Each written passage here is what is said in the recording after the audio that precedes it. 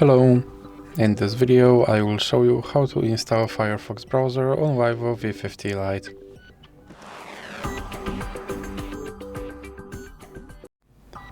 So you have to start by opening your Google Play Store, then click on search bar and type in Firefox.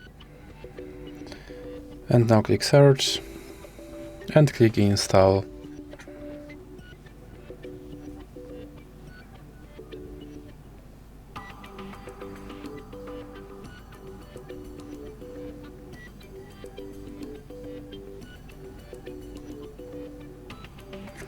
Now you can click open,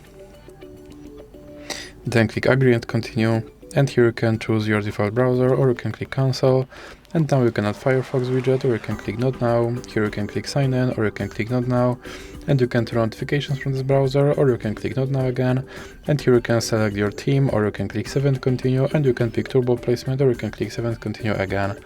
And as you can see, my Firefox browser is now installed and is ready to use, so that's it for this video. If you liked it, please remember to leave a like and subscribe.